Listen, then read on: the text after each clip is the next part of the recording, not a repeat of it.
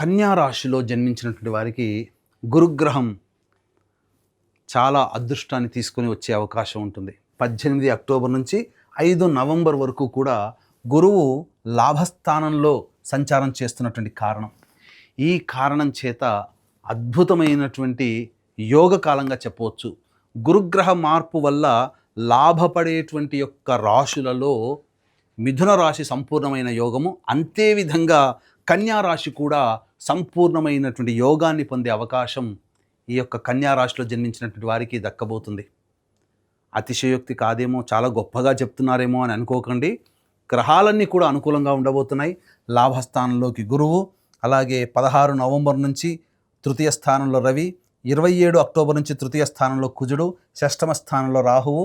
మీకు సప్తమ స్థానంలో శని ఉన్నప్పటికీ కూడా శని చాలా అవయోగాన్ని కలగజేశాడు. కానీ గురు కంట్రోల్లోకి వెళ్ళిపోయి మీకు శని యోగాన్ని కలగజేస్తున్నాడు. ఎలాగో మీకు తెలియజేసుకుందాం. ముందుగా ఈ 17 అక్టోబర్ వరకు గురుగ్రహ ప్రభావం వలన చేస్తున్నటువంటి వృత్తి ఉద్యోగాల్లో కాస్త నిరాశ, నిస్పృహలు, అభివృద్ధి లేకపోవడం, జీవితం ఇంతేనా, ఇక ఎదుగుదల ఉండదా అనుకునే నిస్సహాయ స్థితిలో ఉన్నటువంటి కన్యా రాశిలో జన్మించినటువంటి వారికి అనుకోని వరంలా ఈ యొక్క కన్యా రాశిలో జన్మించినటువంటి వారికి ఈ 18 అక్టోబర్ నుంచి 5 డిసెంబర్ మధ్యకాలము చాలా ఉపయోగమైనటువంటి కాలంగా చెప్పవచ్చు. ఈ కాలంలో మీరు చేపట్టేటువంటి పనులు కానీ, ఈ కాలంలో చేసినటువంటి పనులు కానీ షార్ట్ టర్మే కదా అని ఆలోచించకండి. ఎందుకంటే కన్యా రాశిలో జన్మించినటువంటి వారికి వచ్చే మార్చి, ఏప్రిల్ తర్వాత గురువు కర్కాటక రాశిలోకి ప్రవేశం చేయబోతున్నాడు.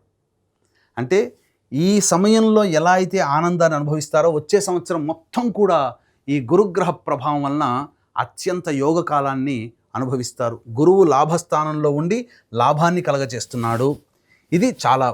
ఇక రాశి నుంచి సప్తమ స్థానంలో శని, అంటే ఈ 17 అక్టోబర్ వరకు శని ప్రభావము, గురు ప్రభావము, మిగతా గ్రహాలు అనుకూలంగా లేకపోవడము, కేతు అనుకూలంగా లేకపోవడం ఇత్యాది కారణాల వల్ల శని వల్ల కూడా సమస్యలు భాగస్వాములతో కానీ, జీవిత భాగస్వామితో కానీ, వ్యాపార భాగస్వామితో కానీ సమస్యలు అనేటువంటివి చుట్టుముట్టాయి. కానీ ఒక్కసారి మీరు గమనించుకున్నట్లయితే గురువు లాభస్థానంలోకి రాగానే శనిని కంట్రోల్ చేస్తాడు. దీనివల్ల జరిగేటువంటిది ఏంటి? వివాహ సంబంధాలు కుదరక ఇబ్బంది పడుతున్నటువంటి వాళ్ళకి వివాహ సంబంధాలు కుదిరే అవకాశం ఉంటుంది. ఒక ఇంటి వాళ్ళు అవుతారు. జీవిత భాగస్వామితో పొరపచ్చాలు వచ్చి ఇబ్బందులు పడి విడివిడిగా ఉన్నటువంటి వాళ్ళు మళ్ళీ కలుసుకునే అవకాశం ఈ సమయంలో ప్రయత్నం చేయండి, ఖచ్చితంగా ఒకటవుతారు.